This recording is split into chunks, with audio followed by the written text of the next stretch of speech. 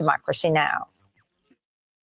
The viewpoints expressed in this program are the opinions of the people expressing them and are not necessarily those of Fresh Air Incorporated, its staff, or its board of directors. Hi, this is Al McFarlane, host of The Conversation with Al McFarlane. You're listening to 90.3 FM, KFAI, Minneapolis.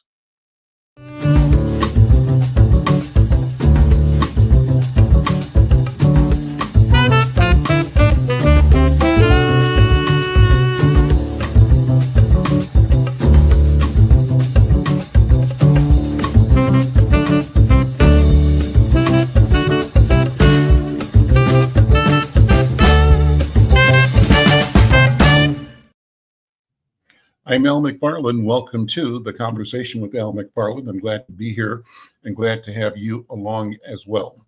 We're rolling down the track here in the Trump administration.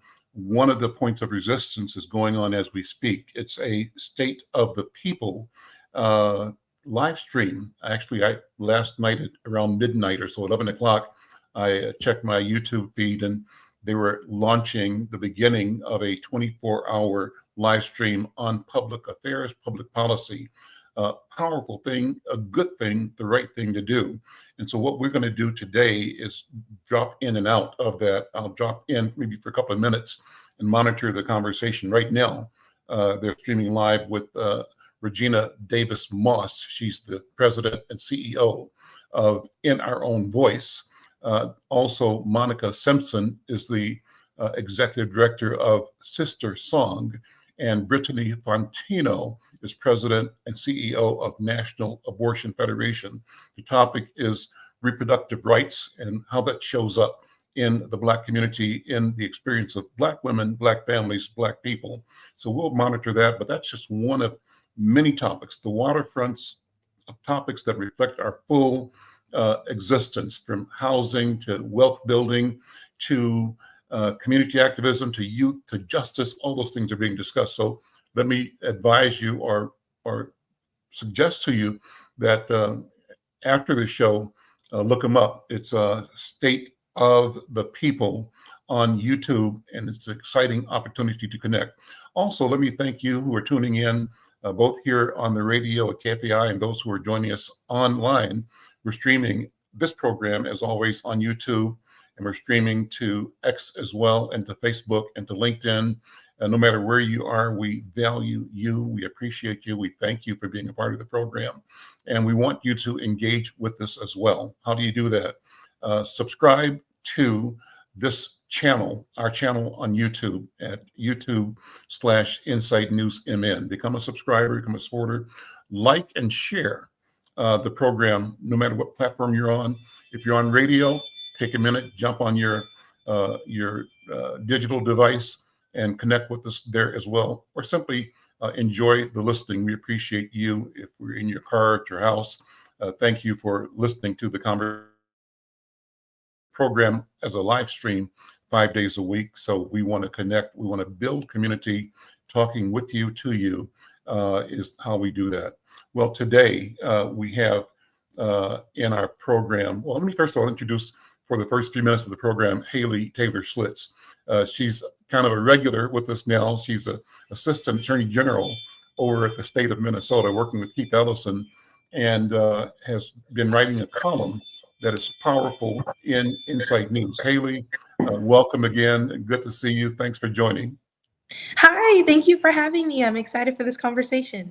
Well, excellent. Let me introduce then our other guests. I'm not sure if all of them are here, but if they are, they'll come on.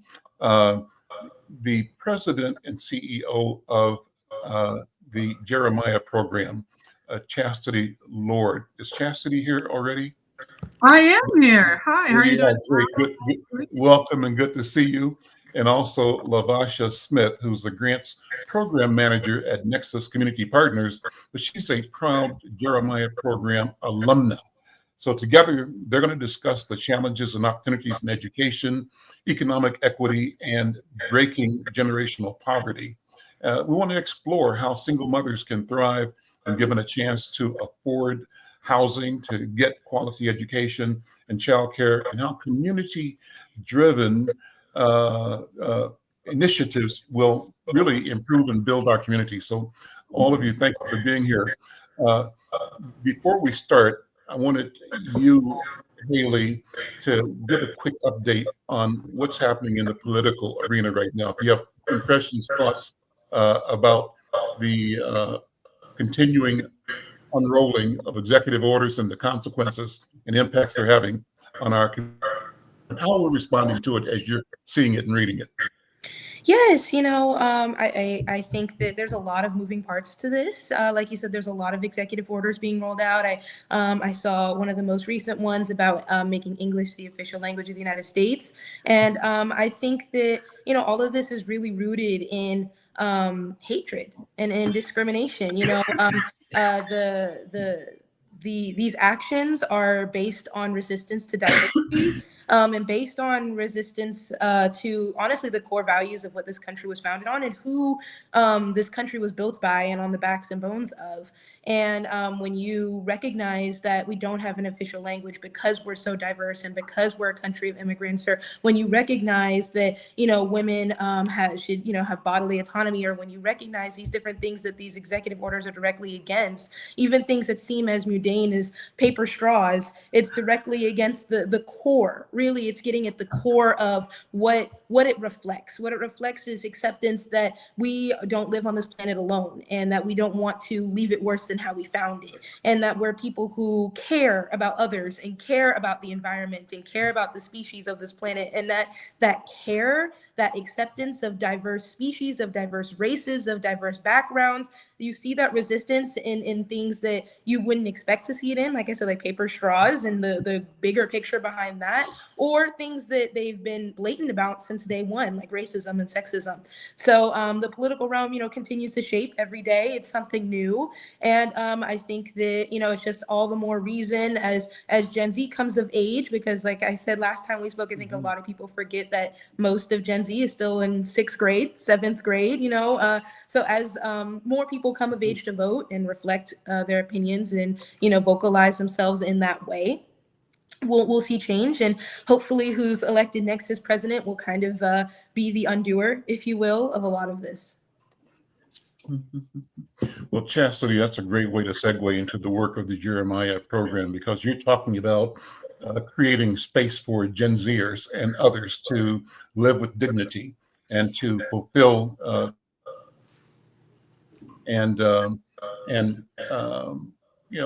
productive human beings as citizens. Yep. Jeremiah 101. Let's introduce. So first and foremost, Haley. At KFAI and across our social media. Great. Haley, great to meet you. Nice to meet you. Pleasure, Lavasha. Long time no talk. So Jeremiah program, it started 27 years ago, right here in Minneapolis. And as Haley was talking about, it was a program that was birthed out of a response to a need that we needed more intersectionality amongst our resources and amongst our programming, especially for single moms with small kids. And Jeremiah program, 27 years later, is in 9 cities across the country, has centered and supported over 4,000 moms. But couple of things I'd like to point out is that in a lot of ways, we have to understand, based on what Haley was talking about, some of the systems change is, sometimes folks say, why do you guys work with single moms? What about single dads? And it's important to know there's a place in the space for that. And there are people who are doing that programming. But if you're talking about generational poverty in this country, generational poverty, you're talking about two key levers. You're talking about gender and you're talking about race. And we have to just acknowledge disproportionately, single moms are not some other. They're just mostly folks where a relationship didn't work out. And the math wasn't mathing typically when they were in a relationship. And the math just got exponentially worse when they became the single parent. And we have to understand birth through 5 is the most expensive time to raise a child. And where are we most porous? Birth to 5. the cost of childcare. We don't have federal paid sick leave. We don't have paid parental leave. And we have to remember that who gets sick, who's going to need those additional supports. And so in a lot of ways, generational poverty is baked into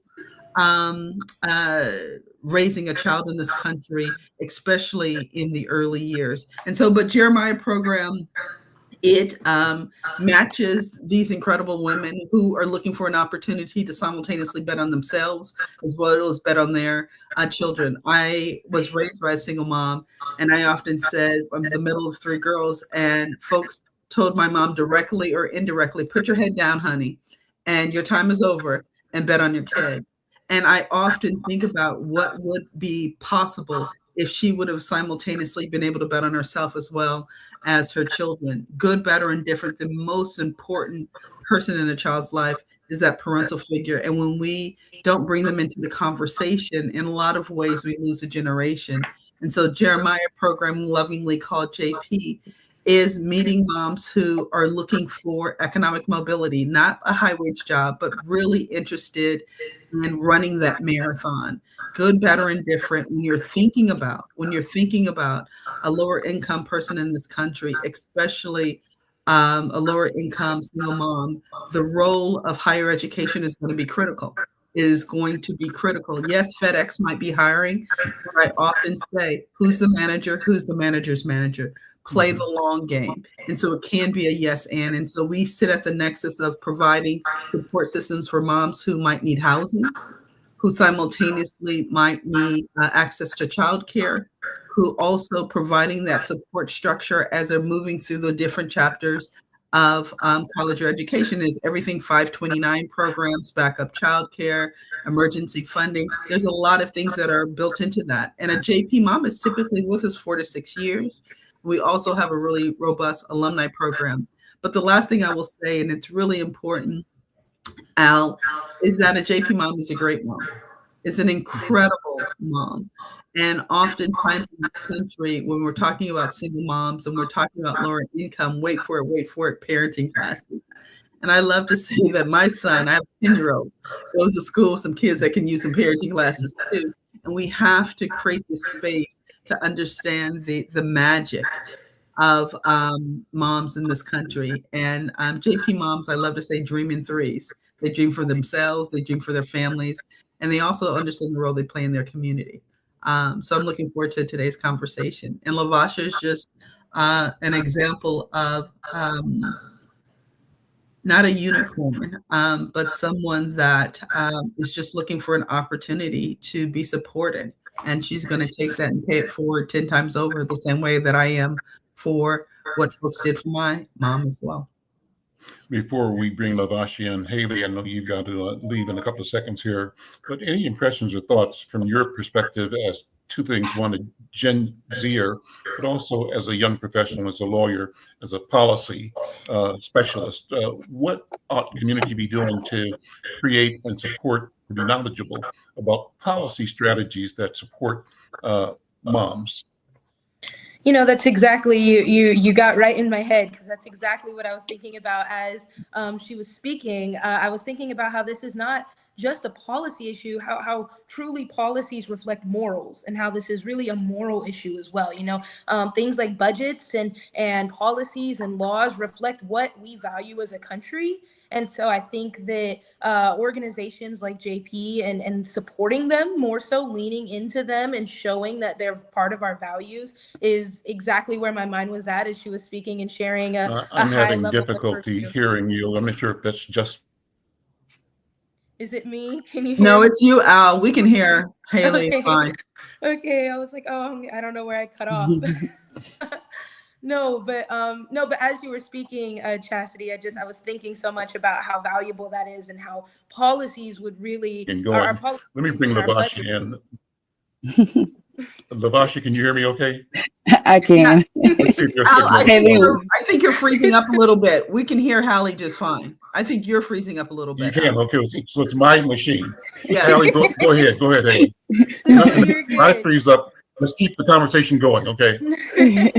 No, and we need more people like Lavasha and Chastity at the table is really where I was going with that. The cycle of poverty that you were just talking about is not broken by abandonment, but really it's broken through support. So things like exactly what JP does and investing in the mothers, that way they can bet on themselves too, whether that be education, access to higher pay and yes and jobs, moving up in the chain, being able to have management positions, especially with inflation, on things as simple as eggs, being able to provide for your children, especially in that like you were just speaking about, that young age, under 5, under 6, is really it really is a sensitive spot for people in their lives and a time that they could use support. So just what Al, your question when you were asking from the policy brain of things, I truly think that policies reflect a country or a state or a local or a person's morals and values. And as we navigate these next 4 years and onward for the rest of the time that we're here, I think leaning into organizations like JP are going to be really not only reflective of who we are and what we value as a country and as people, but more so it'll, like Chastity said, fold over 10 times into the next generations. And as someone who's Gen Z, not only people who, part Gen Z is in 6th grade, but part of Gen Z is 25. So that's a time where some people could be mothers, people could be getting ready to prepare for that stage in their life. So this is a very applicable time for Gen Z too, as either the children on the end of single mothers and watching their mother try to, make ends meet, or being ready to be a mother. And so that's where my mind is at. And I'm excited to hear what Lavasha has to say too about this and share her experiences. Okay, hang on as long as you can. And when you leave, thank you for being here, Haley. I'm Al McFarlane. This is The Conversation with Al McFarlane, a great conversation. We're talking about the Jeremiah program. And as you know, we do this show remotely. And from time to time, we do have the bandwidth glitches. So my partners and guests here are all tuned in. And if my machine kicks me out, you guys just keep the conversation take going. it over, Al. There we go. Because it's about the work. It's about the story, the narrative. And I'm going to do that. Well, then with that said, bring in Lavasha Smith. She's Grants Program Manager at Nexus Community Partners and an alumna of the Jeremiah program. What's your personal story? What does Jeremiah mean to you? What has it meant to you? And how do you pay back? Yeah, so my personal story is I was a freshman in college, 19 years old, and I found out that I was pregnant at the very end of my first year of college. And you can imagine it was a lot of different emotions, right? So I was like uncertain. I felt shameful. I felt like I was a disappointment to my family. I'm not a first generation college student, but I did grow up again with a single mother that was kind of pushing for, kind of betting on me, I felt like. And I feel like I let her down in that moment. After college, I couldn't stay in the dorms anymore being pregnant. And so I really didn't have anywhere to go. I stayed with family throughout the summer. Let's just stick with that. Lavasha is in college. She is in college. She is with child and she can't stay in the dorms. Mm-hmm. It's almost like it's a disease. I mean, come on. I mean, and education is going to play such a vital role in that child's life. And that decision, when you think about policy, I think we often talk about big P policy, but it's also small P policy. And that's a small P policy that could have changed the trajectory of Ty's life. Yes, go ahead. Yep. Thank you. So then I learned about Jeremiah program. I was a couple months pregnant. Applied for the program, didn't think much of it. And then I got a call back and kind of started with the program from there. And then my son and I moved into Jeremiah when he was just 4 weeks old. All he knew was Jeremiah for the first 4 years of his life. We graduated when he was 4 years old. And it's really made an impact in a lot of different ways. One of the ways I see that it made an impact on my child is him being able to stay in the same childcare from infancy all the way through preschool and having those relationships with the teachers and his friends. We always credit Jeremiah for my son going to kindergarten a year early. That was not a light decision that I made, but he was like really ready and he was really supported by the people at Jeremiah and the teachers. Him still having relationships with friends from infancy that he don't remember. They were friends when they were infants, of course, but they're still friends today. They still come over, teenage boys. And he's a freshman in high school right now. he's always looking to give back as well. I think as far as myself, me giving back is just doing speaking engagements like this, being surrounded by other mothers that are doing the work that have come from Jeremiah. I've made a lot of friendships through Jeremiah that I still hold to this day. I met my son's godmom through Jeremiah after we were at Jeremiah together, not during, we didn't know each other. So just a lot of different ways that it's like transformed my life for the positive. Can I jump in real quick? I want to echo what you both were just saying. You know, for me, what I'm hearing, Lavasha, is that for a lot of policymakers here, life begins at conception but ends at birth. You know, that's what it sounds like to me. You know, you hear that quote, but it's really it's more applicable to people's lives than just a quote or a cliche or a saying. And for me, you know, I hear a lot of a lot of that in my family story too. You know, my mother was raised by a single mom, and so and my grandmother was a nurse, and that education that she had, the ability to pass that down and those values to my mother was able to go on and become an ER doctor and able to provide for me. So this, I feel like, all circles back also, Chastity, to what you were saying about being able to pass it down tenfold. When you support a mother, you're supporting her children too. So I just wanted to echo that. I wanted to jump in because that's what I was hearing. I also just want to, there's a couple of threads that I want to pull on, because I'm really big in this demystification. And there's this whole idea of when you say you're supporting and centering single moms with small kids in pursuit of economic mobility, let's just be very, very clear. No one does anything alone.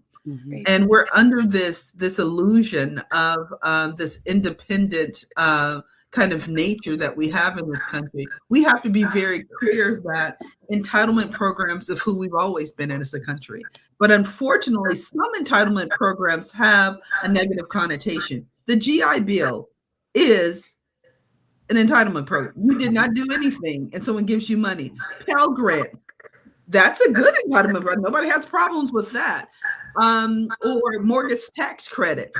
Let's just be very clear. We have organized ourselves in a way to ensure that we are constantly investing in our communities, investing in our citizens. But for some reason, certain folks, based on what's in your bank account, there's this negative connotation. And I really want to demystify that what we are doing at Jeremiah Program JP is what we have always done. We have been a country that has invested in communities and people. Unfortunately, certain communities and certain people don't get as many investments. And disproportionately, it's women. Disproportionately, it's women with small children. Disproportionately, it's women with small children, folks of color, and lower income. And let's just call it what it is. And what we're saying, though, when we take a parent out of the equation, when we don't have structures and systems and opportunities to invest, we lose two generations. We lose that parent, but we also lose that child. And it's not altruism, it's strategic. This is a play. This is an opportunity to actually bring folks like my mom, bring folks like Lavasha back in proximate to the mic, so that they are also proximate to solutions. And they're playing a critical role in reimagining for their community because they want to. She's thinking about her son. I'm thinking about my kids. Like, that's just the way we roll. And so I do want to play on that idea of support, like only certain people need support. And I think we all do. I don't do that. Well, I think you're getting to this idea of the intersectionality of our experience. And maybe, Chastity, you talk about, if you would, the intersection of poverty, education, and racial equity. How does that come together in your life, but also in the work of Jeremiah Program and in the movement of our people? Wow, that's a word. First and foremost, I think one of the things I will say is I often talk about how generational poverty is a social justice issue and not an economic one. Generational poverty is a social justice issue and not an economic one. And for those who might be listening who's stumbling over the word social justice, let's just talk about an unjust society. Let's just talk about an unjust society. What does it mean that that there's a direct correlation between the age of a child and the incurred expenses that are going to fall upon that parent? and the absence of resources to absorb.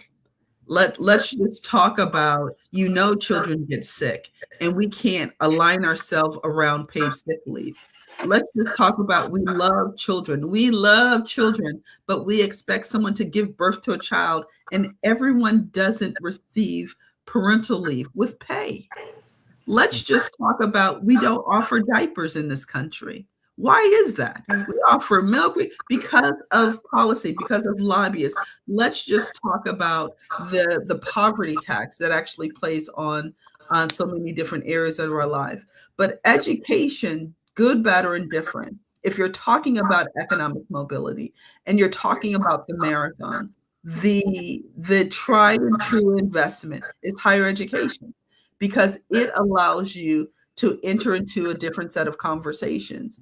Now, one of the things that we've been talking about as a country now, we've been talking about high wage jobs. And why do they need to go to college? It's never anybody that's at your Thanksgiving table who's saying that. You're only talking about somebody else's Thanksgiving table. But when you talk about somebody else's Thanksgiving table, is college really, maybe they need vocation. And I want you to know I'm open to all of those things. But what JP really focuses on in higher education as a lever for economic mobility. And I want to also note that it doesn't have to be either or. It can be yes and. You can get your nursing assistant degree, your associate. Pay attention. Who's the manager? Who's the manager? And what's that? Go ahead and get your nursing degree. You can go ahead and get your EMT certificate, get your coins up, bring in more money, and then simultaneously continue on. We've created this really interesting binary. It's a yes and how we think about it and how we're exploring this. And it's because if you are raising a child in this country, they get out at 3:15, 4 o'clock, like we're running to pick apples from a farm. When you're raising a child in this country, they're out of school at all of these different days. You're going to need PTO. You're going to need support structures. And unfortunately, you're going to need health insurance. And let's be very clear, all of those things are associated with professional jobs. And so when we are thinking about economic mobility, it's not because it's a sound good, because that is the way things are matrix, and that is the way things are kind of set up. And the thing that I want to say is that I think policy and systems change is deeply important, as Hallie was talking about. But I also think it's what Lavasha was talking about. It's about, I need a place to stay. And we have to be able to hold both truths. And either we're in system change land or we're in the doing land. And we have to do, and we also have to create spaces and places to influence. And that's why JP, we do our direct service programming. We foster an alumni group, not because it sounds good, because we're building a network of incredible women who have an opportunity to reimagine what's possible in a host of ways for legislators around what does housing look like, as I'm moving through that economic mobility ladder. What are some of the things that you would make a huge difference regarding K-12 education? If they would have actually kept in touch with Pell Grant recipients, I would have a lot to say today regarding, but we don't mobilize, we don't build networks around need. And one of the things we're really committed to is moving JP moms from this place of gratitude to agency. Lavasha is a powerhouse. Like, she is uniquely positioned to reimagine for herself, for her kids, but also just create incredible noise in support of the community that she wants her child and her grandchildren and for her to live in as well. She is committed. She's not going anywhere. And we need to plug in, lock in, and listen. Can I? I'm Al McFarlane. I'm not fired up about it. With Al McFarlane, talking with, you heard the voice just now of Chastity Lord. She's president and CEO of the Jeremiah program, JP it's called. Also, Lavasha Smith is here. Lavasha is the Jeremiah program alumnus, and she presently is a program manager at Nexus Community Partners. And also Haley Taylor-Schlitz, columnist with Inside News, attorney, in fact, assistant attorney at the Attorney General's office of the state of Minnesota, working with our hero, Keith Ellison. Haley, what was your comment? Sorry, I was just going to say I'm about to drop off. I just want to say I really appreciate this good conversation. I think that this is a conversation about not only our values and morals like we were discussing before, but recognizing that a lot of programs to support children and single mothers are under attack as well. Mhm. This is not just we need to take action to build, but we also are playing defense on the other side too, of protecting what we have established. And you said I'm a columnist and proud to be working with Insight News. And I actually have written a column recently legislating from a place of privilege, where you can hear legislators talk about how, I didn't realize that diapers were so expensive. So now I'm writing legislation to lower the prices. It matters when it impacts them, but this is something that we've been ringing the alarms for a long time. So we're playing both the attack and the defense here. And I think this is really why diversity matters at the table. You have these various points of view. You hear Lavasha's story, you hear Chastity's work. You want to lean into this and support because you get these different experiences that you can't walk in everyone's shoes and live everyone's story. But that's why you have a diverse setting at the table. So I just want to say that I love being at this table, hearing the conversations that are happening. I'm sorry I have to leave early, but I didn't want to just disappear without saying goodbye. Well, you're always a wonderful and powerful contribution to the conversation. Thank you so much, Haley Taylor Slits. We'll talk to you later on. And so, that's always a great segue, about the role of community organizations. I'm interested in how you, Lavasha, and you, Chastity, feel what is the role of community organizations in filling the gaps where public programs and public policy fail. That's number one. And then how can businesses and local governments play a role in supporting economic mobility for the moms and the families that you're working with? And I've got more questions in that vein, but let's start with that. And Lavasha, why don't you take it first? Because you're doing work in that space with Nexus. Wonderful work. You're connected and you're delivering change in people's lives. But how can and how should community organizations do the filling where government and public policy are failing? Yeah, I think that we've been doing the work. I don't think that it's anything new. I think that it's time for us to just double down on our values and what we say we're about and what we say we're going to do. It's not a time to shy away from things or to get nervous. Like, those feelings are valid, and it's we feel those things, but it's a time to double down on what are our values, what are we doing, how do we come together as a community to organize and continue to push forward for our community, and always coming back to the community for the answers, because we've been doing this. we've been facing barriers. We've been seeing these things. This is nothing new to us. It's just a new era in a new time. But I think the more we come together as a community in a collaborative way to organize is going to be really important and really stand on what we say that we're about. Chastity, your thoughts? I echo those sentiments, and I think it's really important for folks who are most proximate to the purse strings to find out ways for folks who are most proximate to the issues to be at the same table. Mm-hmm. I think oftentimes folks with the purse strings want to come up with a pretty firm idea and then go find people to credential it. And there's a value proposition in creating a space for that idea to be birthed in unison, and helping both sides understand the trade-offs, because there are trade-offs that play into the business of social service within that. The other thing that I would say, to extend on Lavasha's point, is I think we have to move away from this either or. There's nobody who is, like, the business community isn't doing anybody any favors. The social service community isn't doing anybody any favors. We need, and houses of worship, mentoring programs, we need a constellation. And we have always been a constellation. We have always been a constellation, especially in the history of our culture. We relied on a group of people to look after our children, to look after each other. And I think, and I'm not trying to be naive, but I am saying there has to be, as Hallie was saying, budgets are moral documents. I also think, in addition to that, core values are also moral levers for corporations. It's ensuring that, every staff person has X amount of time for volunteering every year, just being super intentional about that. It's around making sure that you are creating scaffolds that people are able to vote, not just in federal elections, but also in mid-year elections that disproportionately impact our lives much more than the federal. I mean, those are just, there are things that we can all play in staying in our lanes that really add into the overarching civil society that we want to call forth. But it's intentionality. It's around making sure, have you really looked at your policies regarding parental leave? Like, do you understand what your PTO structure looks like? Have you looked at your health insurance? Have you looked at your 401k or 403b programs? Do you have opt out? Even if nobody's putting anything in, are you willing to kind of commit? There's so many things that we can do that actually demonstrate our values and demonstrate our commitment to a larger civic society.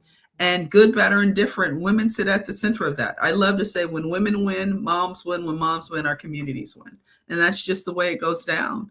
And it's not a competition, but we have to understand that it is going to be a constellation of supports and investments that allow us to move forward.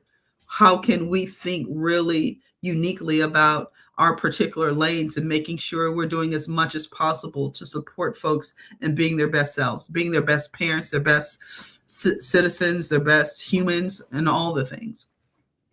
We're moving into an era where the concept of DEI is being challenged and what that means. And before we went on, I asked Lavasha her feelings on how this political and cultural environment feels. But I wanted to ask you online, on air, what your thoughts there are. People are shifting from performative DEI strategies to some concept of tangible economic empowerment. That's a discussion that we need to have, because we sort of had hitched our ride to the DEI train for a while, and now that's sort of being set aside or derailed by our government. What are your thoughts about the whole successes and how we've used DEI or not used it for the advancement of community in general, and for your work in particular? And where do we go from here? Sensing, the change afoot in the culture, how do we make something good come out of this at the end of the day? Chastity, what do you think? Lavasha was going to get that one. I think we have to remember that DEI put a container around a belief system and around a set of values. But those values, I deeply believe, existed before we had that container and that verbiage.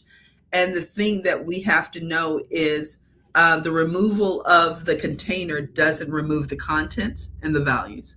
And one of the things I've been thinking a lot about is there's a deep desire for me to become distracted in a conversation, I think, around nonsense.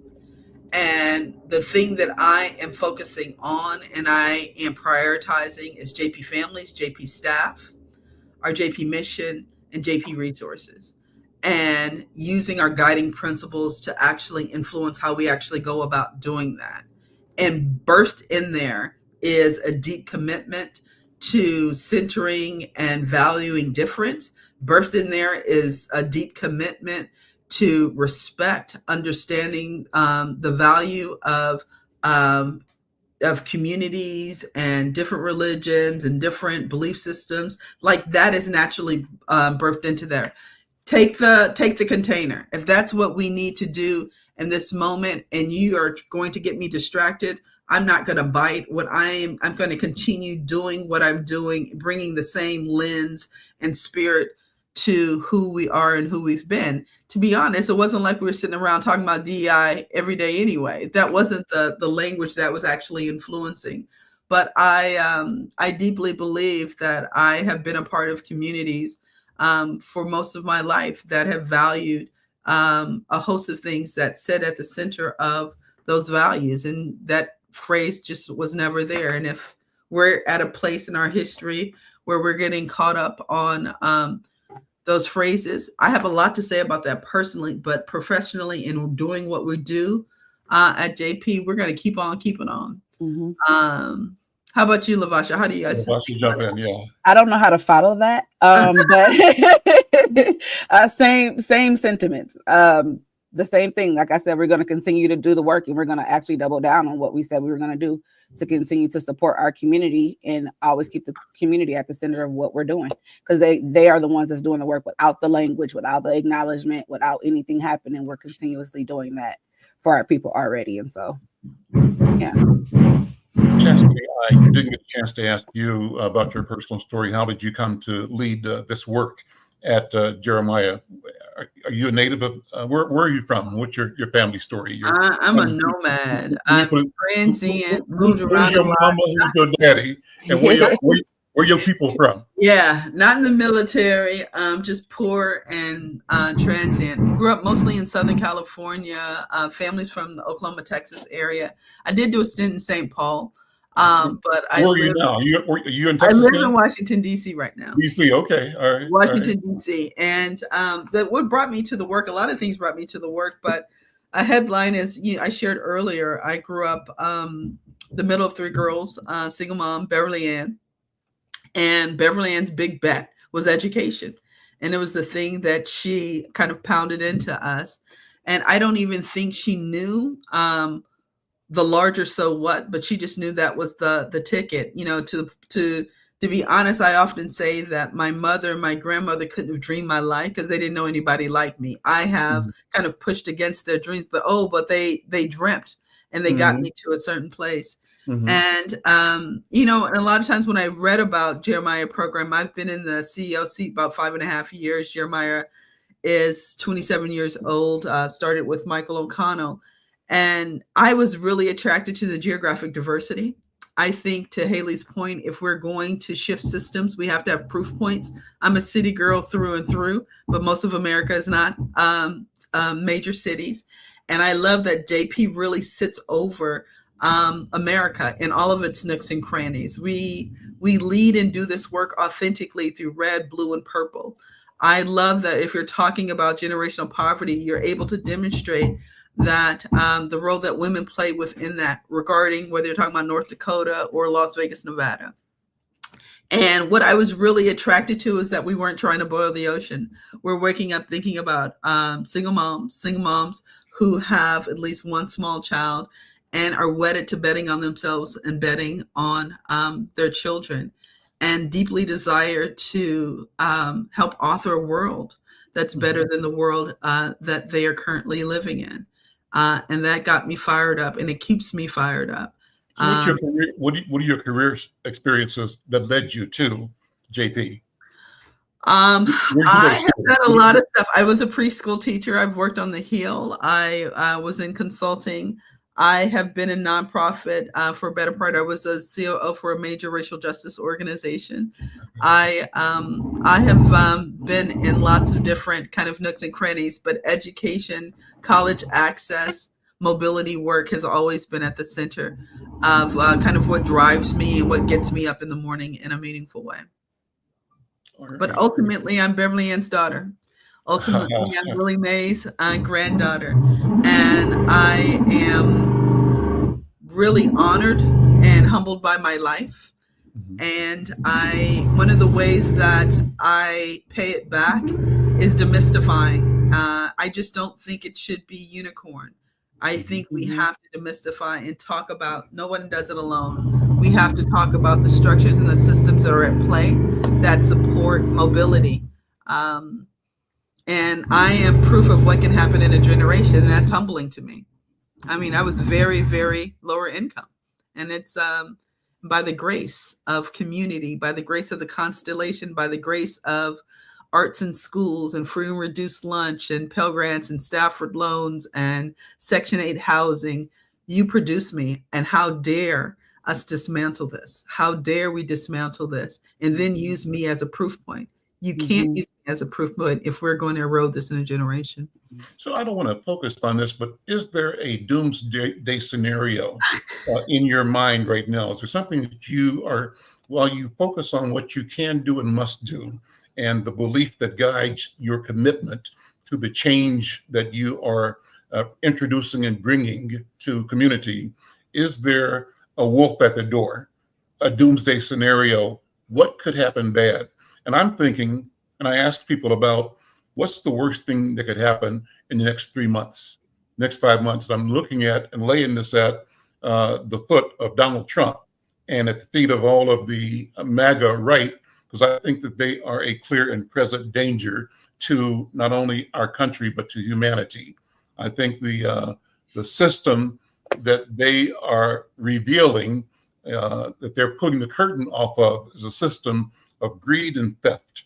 It's a criminal system that will finally make itself clear to everybody if we weren't clear before. But I don't know how you see it, but as you see things coming out of Washington from the new administration, what are the dangers? What are the bells that you are ringing? I see Haley's back too. Great, go ahead. Haley, just in the nick of time. I will say a couple of things, and I think Lavasha was alluding to this earlier, is I think one of the dangers is catching amnesia.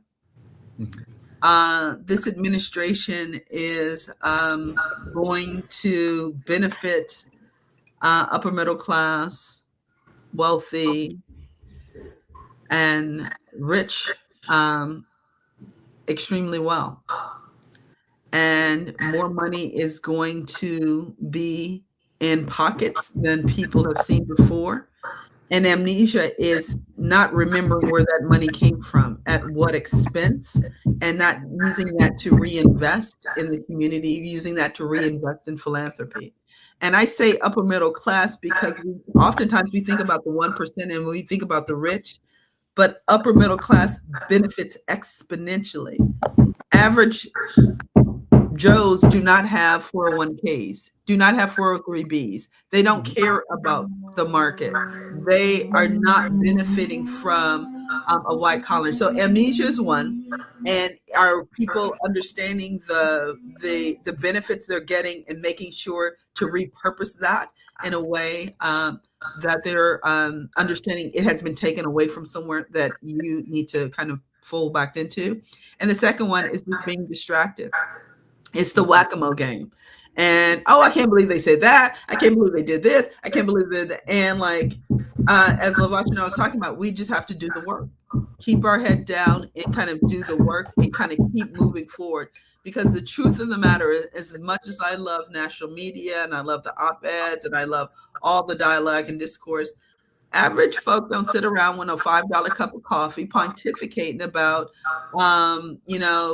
global affairs. They care about putting food on their table, paying their rent, being able to get to work, being able to get a little something for their kids. And I think we lose so many people are leaving our tent because they don't feel seen and heard and valued.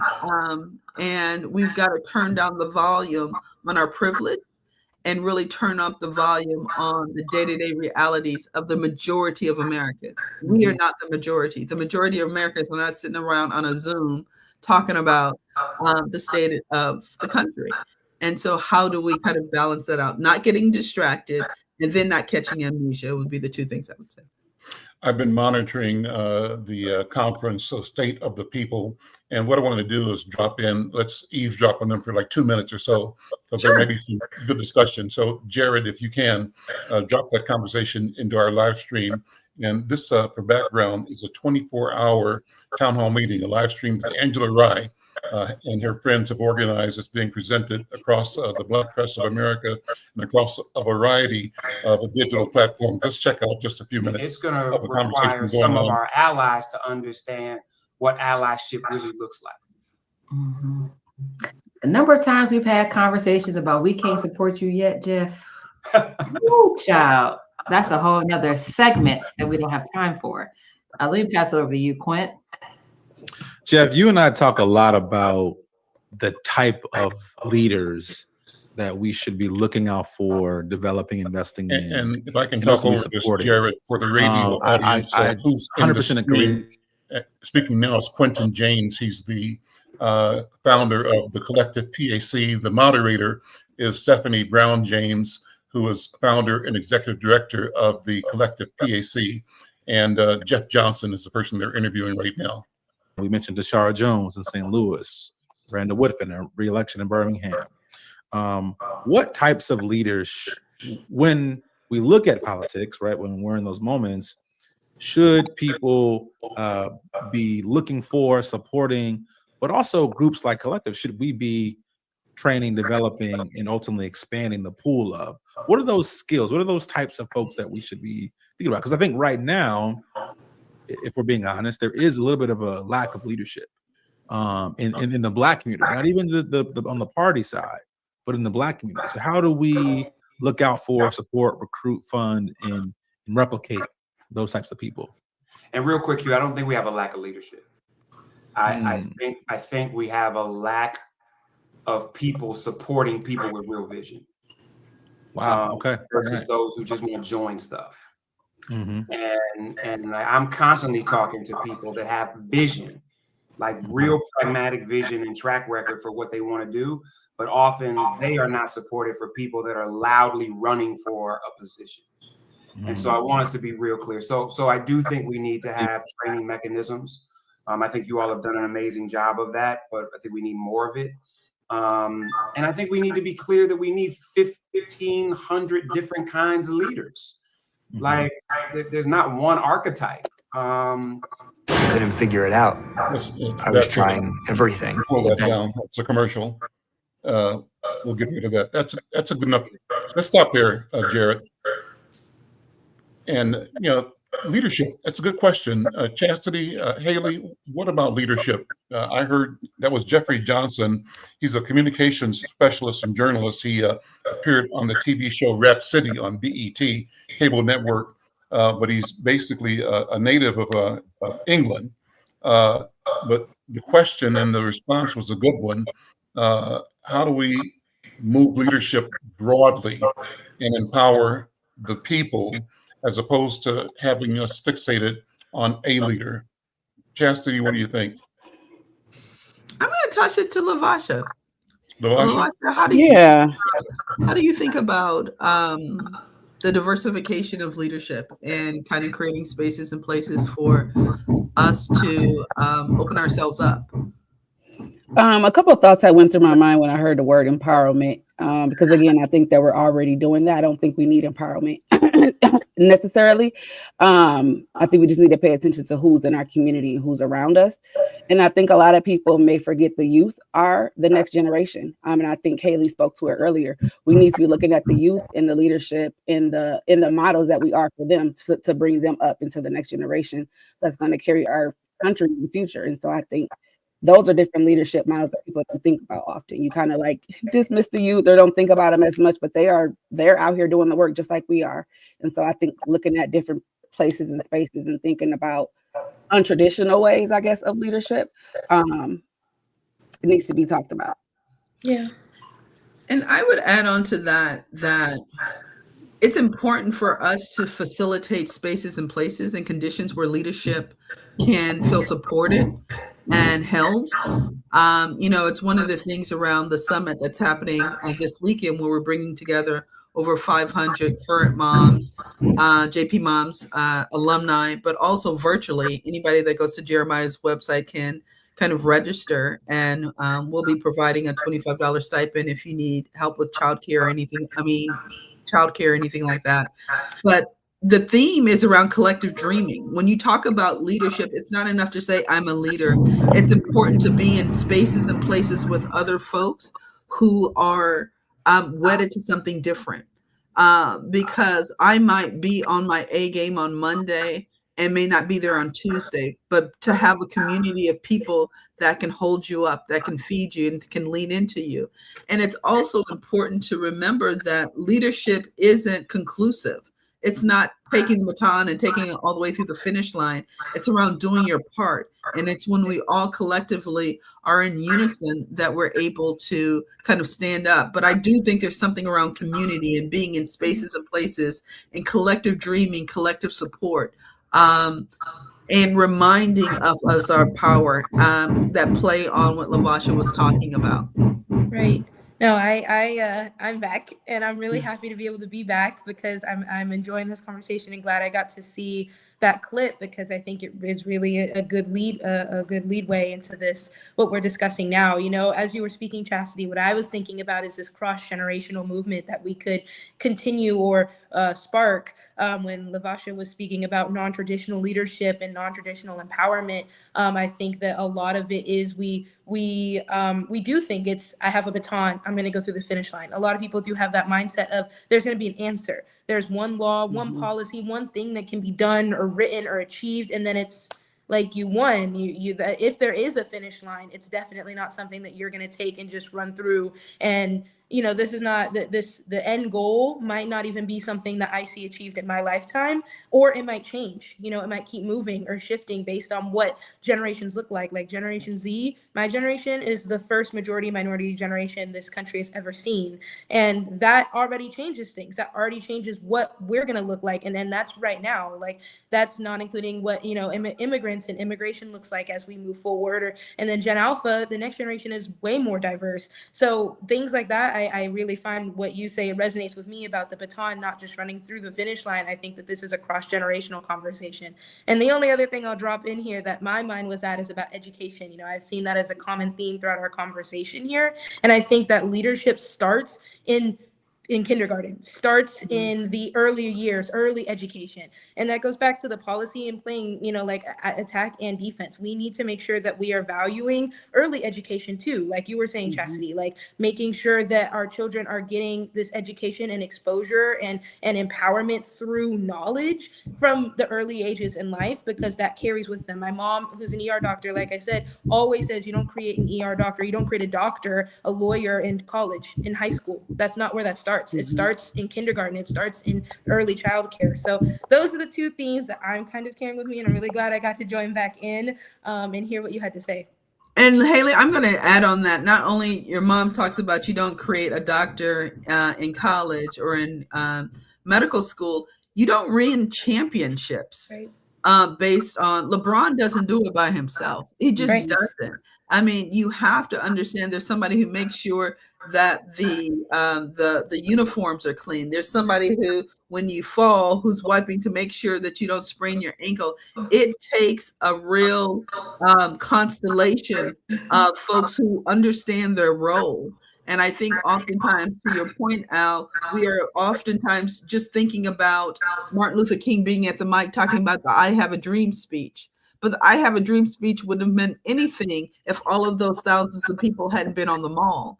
It takes a constellation to pull it together, and we have to understand, play your role. Even if you're not on the mic, if you are playing your role, really magical things happen, like the I Have a Dream. Like in the boycott can't happen with one person. It had to be a collection of individuals signing on to make that happen.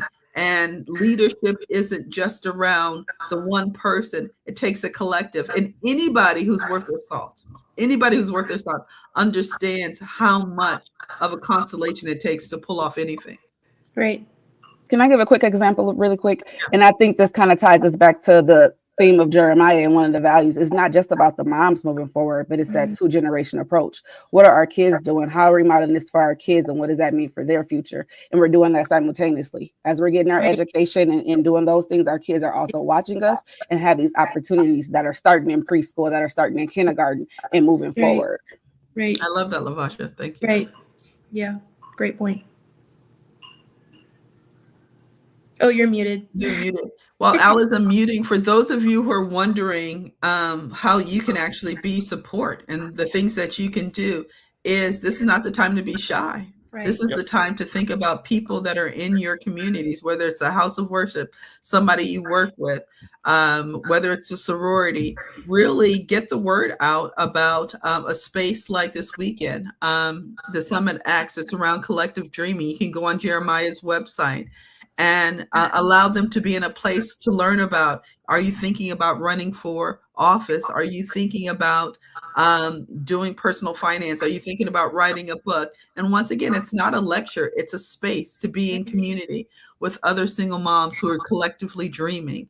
But go online, Jeremiah jeremiahprogram.org and do your part, though. You just can't wait for someone to hear about it. Imagine if someone say, hey, I thought you would enjoy this. I know it's been rough seeing and hearing yourself on the news lately. I think this will be a place that gives you a little boost that reminds you of your power. Chastity, can they support your program on your website too?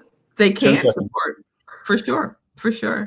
And we need, and this is what I will say, Hallie, and people oftentimes want to choose one.